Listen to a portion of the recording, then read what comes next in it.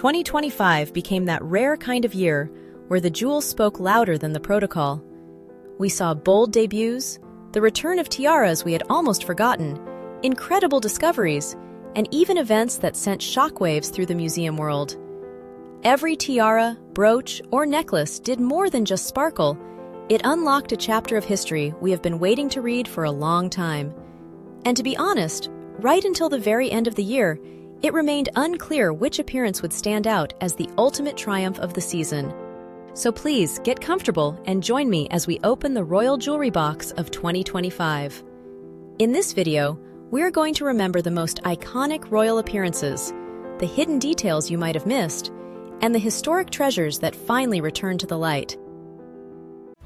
Before we begin, please support my channel by clicking on the like and subscribe buttons. Thank you. If there is one phrase to describe Queen Camilla's approach to jewelry in 2025, it might be grand revivals. As the Duchess of Cornwall, she made the honeycomb lattice of the Greville tiara her unmistakable signature. However, since becoming queen, she has boldly explored the collection of the late Elizabeth II, stepping out in the sapphire and Burmese ruby tiaras, and even the legendary Girls of Great Britain and Ireland. But this year, she decided to reach deeper into that vast, mysterious bequest left by Mrs. Greville, and what she found there took my breath away. The moment arrived on November 18th, during the diplomatic reception. For the first time since 2001, this glittering event was held at Windsor Castle, a setting that felt incredibly intimate and historic. But honestly, all eyes were immediately drawn to the emerald fire adorning the Queen. For this occasion, Camilla finally chose the Greville Emerald Kokoshnik. It was a choice that felt less like a simple accessory and more like a major royal event. This masterpiece by Boucheron dates back to 1919, featuring a massive central cabochon emerald that is simply mesmerizing. For nearly a century, it lay in the dark, unseen and unworn by either the Queen Mother or Elizabeth II. We had that one glorious glimpse of it in 2018, when Princess Eugenie brought it out for her wedding, but seeing it now on a queen consort is an entirely different experience. It feels weightier somehow. This is a tiara of immense presence, and seeing it on Camilla confirms that this masterpiece has finally returned to the heart of the royal collection.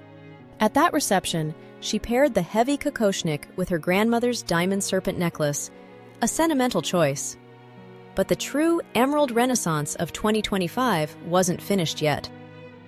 Just a few weeks later, during the German state banquet on December 3rd, Camilla gave us the second act of this emerald play, but with a fascinating twist. She wore the Greville emerald necklace, the same mystery piece that the late Queen Elizabeth II debuted in 2019. When the late Queen wore it, the necklace was dripping with heavy cabochon emerald pendants.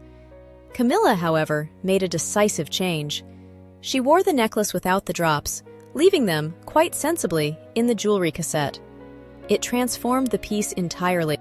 What was once a heavy, almost overwhelming Victorian-style showpiece became a lighter, more rhythmic line of square emeralds and diamonds that perfectly suited the neckline of her teal lace gown. And to complete the look, she chose the most iconic silhouette in the royal collection, the Girls of Great Britain and Ireland tiara. Seeing the late Queen's absolute favorite diadem paired with these reimagined emeralds was a masterclass in balancing personal style with dynastic tradition. However, Camilla didn't just dazzle us with grand emeralds this year. She also found room in her selection for distinct treasures that are much smaller, yet house surprisingly rare mechanisms. Leaving the echo of those grand emeralds behind, let's lean in a little closer. Because sometimes the most deafening statements are made in a whisper, and for those of us who savor the details, the real detective work began with two extraordinary brooches. First, let me take you back to a sunny day at Royal Ascot in June. Queen Camilla stepped out in a bright Kelly green ensemble, and pinned on her shoulder was a piece of history that made my heart race, the Cambridge Emerald Cluster brooch. This isn't just a pretty jewel, it's a survivor. These emeralds were famously won in a charity lottery in Frankfurt over 200 years ago by the Duchess of Cambridge. Can you imagine winning royal emeralds in a raffle? Later, they were almost lost to the family when a scandalous bequest left them to a mistress. But Queen Mary, ever the guardian of the vault, bought them back. Seeing Camilla wear this brooch, complete with its pendant drop, which the late Queen Elizabeth often removed, felt like a triumphant full circle. But the real ghost of the season appeared on the final day of Ascot. Amidst the fanfare, Camilla wore what looked at first like a lovely diamond bow. But those of us with a keen eye realized we were looking at the Rothschild diamond watch brooch. This piece was a wedding gift to Queen Mary in 1893 and hadn't been photographed in public since 1936. Think about that. It skipped an entire reign, lying silent in the vaults for nearly 90 years. I find something incredibly touching about this choice. In an age where we all check the time on glowing screens, wearing a watch brooch is a nod to a different era of etiquette, when checking the time was a private, discreet gesture, an elegant secret hidden within the jewel itself. Don't you agree that there is a special charm in jewels that don't just sparkle, but actually serve their mistress? And finally, Camilla brought back one more small but historically significant detail created by Queen Victoria herself, the diamond bar brooch. It made its first quiet appearance of the year at the state banquet for Donald Trump in September. Back then, you might have missed it. Camilla wore it almost out of sight, pinned low at her waist to secure her garter sash. But the Queen clearly appreciated this piece, which was a favorite of the Queen Mother.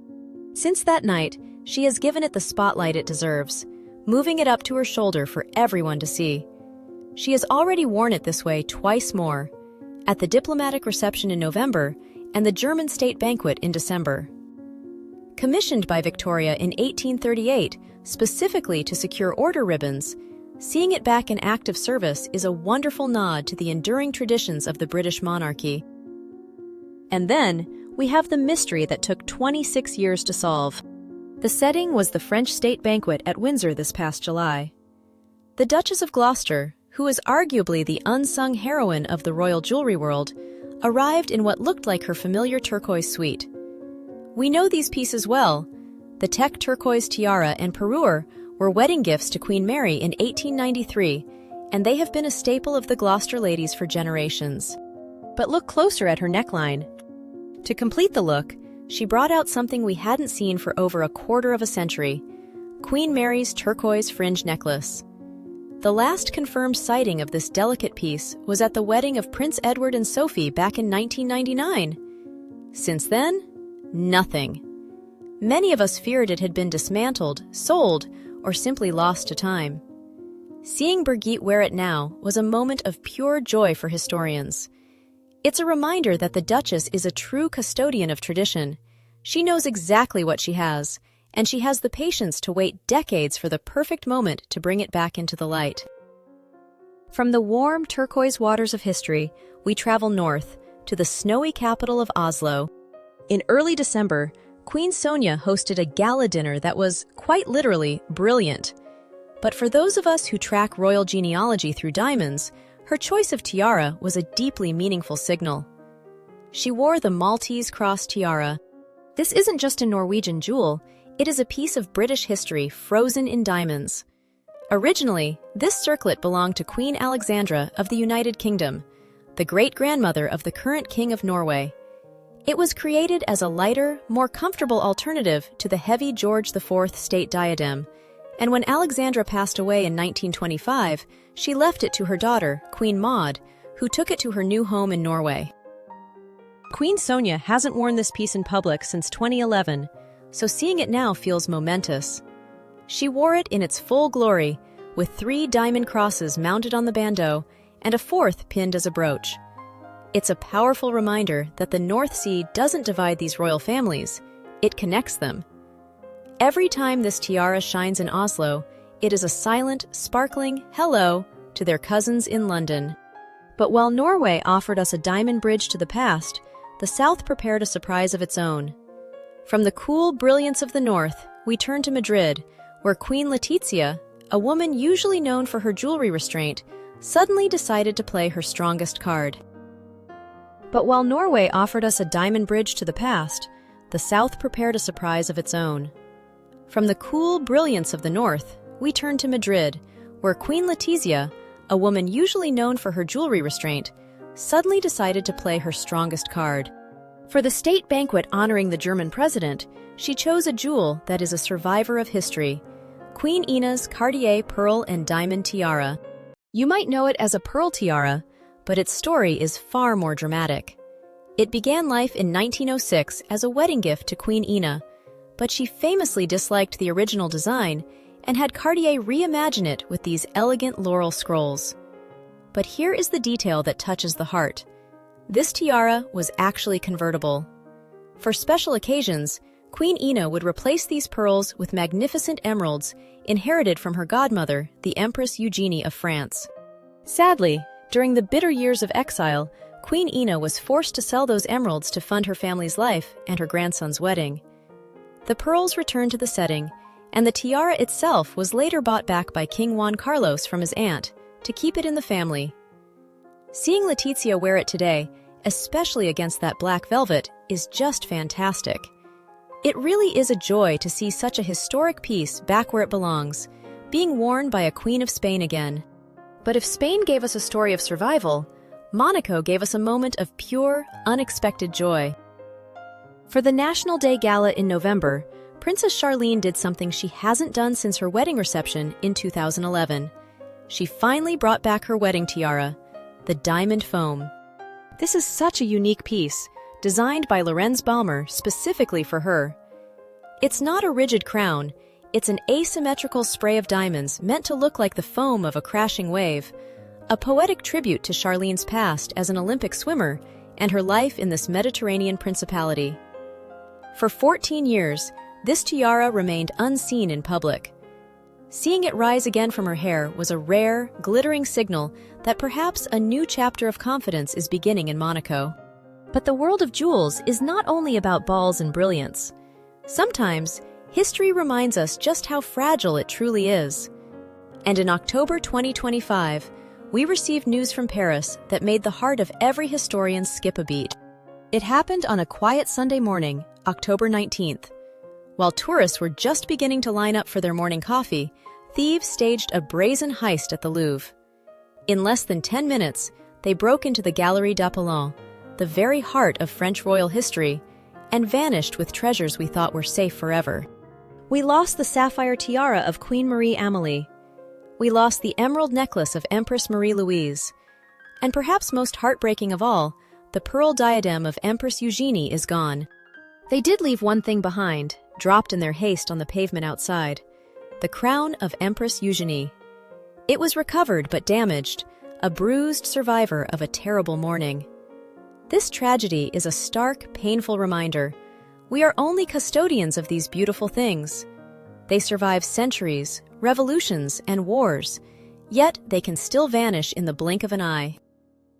But if the end of 2025 taught us about loss, the beginning of the year taught us about rebirth.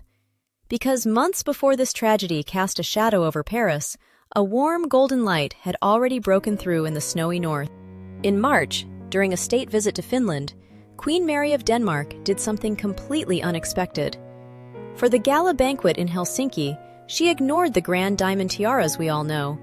Instead, she reached back 200 years and brought out a piece that hadn't been seen in public for 140 years. She wore Queen Caroline Amélie's gold tiara. This isn't your typical glittering tiara. It is a slender, neoclassical band of gold, set not with sparkling diamonds, but with 11 colorful carved gemstones, garnets, amethysts, and carnelians. And here is the romance behind it. These stones were personally collected by King Christian VIII during his travels to Italy in the 1820s. He picked them up in Rome, and even at the excavations of Pompeii, bringing them home to be set in gold for his wife. To see Queen Mary wear this humble, scholarly piece for a state banquet was a masterstroke. It was a statement that value isn't just about carats, it's about memory. In a year where we lost so much in Paris, seeing this warm, golden glow from the past return to life felt like a promise. History always finds a way to return to us. In this chapter, we turn from the shadows of history to its brightest future. Because 2025 was not just a year of returns, it was a year of beginnings. And the most poignant one of all bloomed in the gardens of the Danish royal family. In April, to mark her 18th birthday, Princess Isabella of Denmark released her very first gala portraits. For a young princess, the choice of a first tiara is a defining moment. It sets the tone for her future role, and Isabella's choice was nothing short of a love letter to her family. She wore the turquoise daisy bandeau. At first glance, it is a sweet, modest piece, a delicate gold band adorned with 11 turquoise and diamond flowers. But the symbolism here is overwhelming. The flowers are daisies, and Daisy is the cherished nickname of Isabella's grandmother, Queen Margaretha II. But the roots go even deeper. This tiara originally belonged to Princess Margaret of Connaught, Isabella's great-great-grandmother, who was also known as Daisy. It was a confirmation gift to her daughter, Queen Ingrid, in 1926, and has traveled down the female line for a century. Seeing young Isabella wear it now is incredibly touching. It's a visible thread connecting her to 4 generations of royal women. And she paired it with turquoise earrings that once belonged to Catherine the Great, a loan from her mother, Queen Mary, proving that she is ready to carry the weight of this formidable history with lightness and grace. But 2025 wasn't just about looking back. It was a year where history actually turned a page before our eyes. On October 3rd, the Grand Duchy of Luxembourg witnessed the end of an era. Grand Duke Henri signed his abdication, and his son Guillaume became the new Grand Duke. That evening, the palace hosted the first gala of the new reign, and it turned into a veritable masterclass in royal jewelry. All eyes, naturally, were on the new Grand Duchess, Stephanie. What does one wear to step into such a role? Her choice was deeply symbolic: the Belgian scroll tiara. This all-diamond piece was a wedding gift to Guillaume's grandmother, Josephine Charlotte, back in 1953. But here's the detail that gives me goosebumps. 20 years ago, this tiara was almost lost forever. It was slated to be sold at auction, and only a massive public outcry kept it in the family vaults. For years, it was the signature piece of Grand Duchess Maria Theresa. Seeing Stephanie wear it on her very first night as Grand Duchess felt like a powerful statement of survival and continuity. But she wasn't alone. The evening offered us a feast of surprises and a beautiful show of solidarity from the neighboring queens. We saw Princess Claire in the Chaumet Emerald Tiara, a piece usually reserved for the Grand Duchess, signaling perhaps a new era of sharing within the family. And the former Grand Duchess, Maria Theresa, looked regal in the historic Grand Duchess Adelaide Tiara, reminding us that her role has changed, but her majesty remains. The guest list was equally dazzling. Queen Matilda of Belgium paid a touching tribute to the family ties by wearing the 9 provinces tiara in its bandeau setting. Remember, this tiara originally belonged to Queen Astrid, who was the great-grandmother of the new Grand Duke Guillaume. It was a subtle, elegant nod to their shared ancestry. And of course, Queen Maxima of the Netherlands did not hold back. She arrived wearing the Dutch sapphire tiara, not the small one, but the magnificent, cathedral-like diadem purchased by King Willem III. Paired with a midnight blue gown and the sapphire bow brooch, she brought exactly the kind of dazzling support a new reign needs. Standing in the wings of this historic evening in Luxembourg was the next generation. It was incredibly moving to see the young heirs of the Benelux countries standing side by side, supporting the new Grand Duke. We saw Princess Elizabeth, the future Queen of Belgium, looking poised in the vesty tiara. But it was her counterpart from the Netherlands, Princess Amalia, who truly proved that 2025 was her year of confidence. For the Luxembourg Accession Gala, Amalia arrived wearing Queen Emma's diamond tiara, an heirloom from 1890, paired with emeralds. She wore it with such ease, looking completely at ease amidst the queens and grand duchesses. Amalia seems to have skipped the awkward phase of tiara wearing entirely. She wears these heavy, historical pieces with a frighteningly natural grace. And she proved this even more spectacularly at both ends of the year. We have to rewind briefly to April, to the state banquet for the Sultan of Oman in Amsterdam. This was the moment Amalia signaled she is truly ready for her future role. She walked out wearing the majestic Malario ruby tiara. This is not a starter tiara.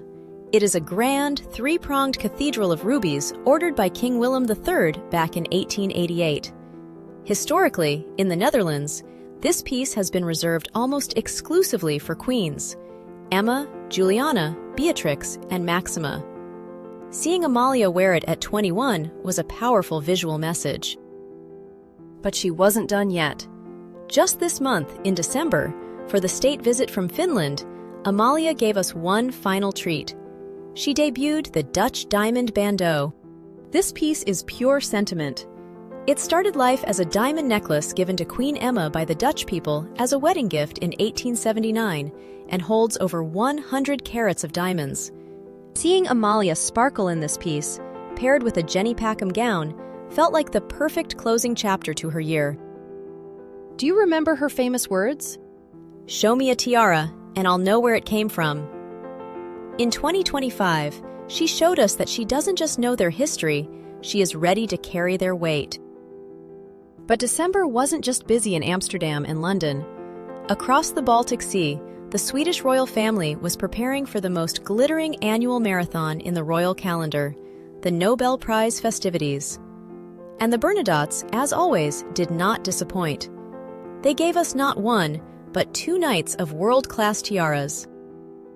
On December 10th, for the main ceremony, Crown Princess Victoria stepped out in a striking white gown with black accents. It was a vintage Jacques Zender dress that her mother, Queen Sylvia, wore to this very banquet back in 1994. To pair with this sentimental gown, Victoria chose her signature Baden fringe tiara. The sharp, diamond rays of the tiara perfectly mirrored the graphic lines of the dress. Queen Sylvia herself was resplendent in Queen Sophia's 9-pronged tiara, pairing it with the family's historic emeralds. And Princess Madeleine? She brought the ice to the winter ball, wearing the spectacular aquamarine kokoshnik. This tiara, a legacy from Margaret of Connaught, is essentially a wall of blue light, perfect for a Swedish princess. But the Swedes know that one night is never enough. The very next evening, for the king's dinner at the royal palace, the ladies opened the vaults again. Queen Sylvia brought out the Napoleonic amethyst parure. You have to remember, these stones were originally a necklace belonging to Empress Josephine of France. Sylvia famously converted the necklace into a tiara because it was too heavy to wear around the neck. Crown Princess Victoria softened her look with the lovely, looped Connaught diamond tiara, but it was Princess Madeleine who wore perhaps the most interesting piece of the night. She chose the Napoleonic cut steel tiara. This is a jewel that has no diamonds at all.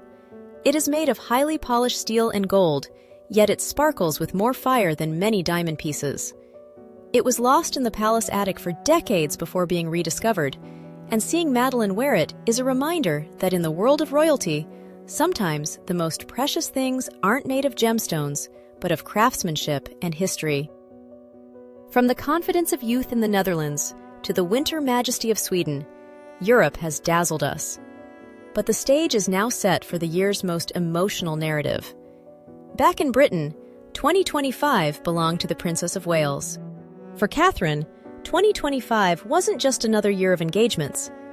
After the health challenges that kept her away for much of the previous year, her return to full duties wasn't just a schedule change, it was a series of moments that the nation and the world had been waiting for. In March, the princess made a significant return to the Commonwealth Day service, an event she had missed the previous year. She appeared in striking red, selecting 2 important family heirlooms for the occasion. She wore the late Queen Elizabeth's 4-row Japanese pearl choker, paired with Diana's Collingwood pearl earrings.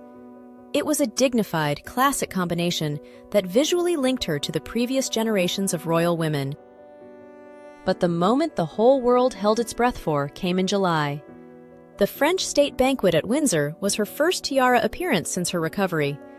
We all wondered, would she try something new? Or would she seek comfort in the familiar? She chose the latter, and she looked magnificent.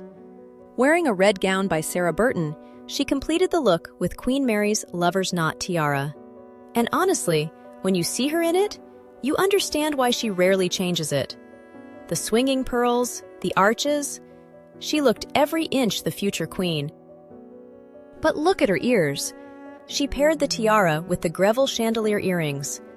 These incredible Cartier diamonds have such a lovely history. They were a wedding gift from the Queen Mother to Princess Elizabeth in 1947. The young Queen Elizabeth II absolutely loved them, wearing them constantly for her most glittering state visits throughout the 1950s and 60s. They are massive, heavy cartouche-style jewels, showcasing a whole encyclopedia of diamond cuts. While they might look overwhelming on some, on Catherine, they always look exquisite. I was so happy to see her choose them again. It was a display of pure, heavy glamour that said she was back in full force. By autumn, her confidence was soaring. In September, for the state banquet for Donald Trump, Catherine essentially stole the show. She wore the lover's knot again, yes, but paired with a shimmering gold lace gown, she looked like a fairy tale princess come to life. There was a radiance about her that evening that transcended the jewelry itself. She held her own on the world stage with a quiet, dazzling dignity. And she kept that momentum going in November at the Royal Variety performance. This was another event she had to miss in 2024, so her return was highly anticipated. Wearing deep green velvet, she brought back those massive Greville chandelier earrings once more. It was a clear signal. The glamour drought is over. We thought we knew her pattern for the year. We were ready for the year to end on this note of beautiful stability. But then came the evening of December 3rd, the state banquet for Germany. When the Princess of Wales appeared in the halls of Windsor Castle, she wasn't wearing pearls. She wasn't wearing the lover's knot. She was wearing a piece of history that made royal watchers around the world gasp. She debuted the Oriental Circlet. To see it now, resting on Catherine's head, was a revelation for jewelry historians. This piece is pure romance, designed by Prince Albert himself for Queen Victoria in 1853. He was deeply inspired by the Indian jewelry presented to Victoria at the Great Exhibition, specifically the elegant Mughal arches and lotus flower motifs, which he incorporated into this delicate design. For decades, this was the signature tiara of the Queen Mother, a piece she wore well into her later years. Since her passing, it has been a sleeping beauty in the vaults, worn publicly only once by Queen Elizabeth II during a visit to Malta in 2005. Seeing it return to the light after 20 years was the perfect closing chapter to a year of royal splendor. For me personally, despite all the other treasures we've seen, this moment stands as the undisputed winner of 2025. It was the most vivid, memorable, and historic return of the year. 2025 reminded us of a beautiful truth. Royal jewelry is not just about carats and gold. It is about patience. The turquoise at the Gloucesters waited 26 years to be seen again. The emerald Kokoshnik waited a century to grace the head of a queen consort, and the Oriental Circlet waited for the right moment to shine once more. I am dying to know. Do you agree with my choice? Which jewelry moment of the past year stayed with you the most? I would love to hear which event is your undisputed winner. Please let me know in the comments below. And if this journey through the vaults brought you a little bit of joy today, please like this video and subscribe. There are so many more stories waiting in the dark, and I can't wait to uncover them with you. Until next time!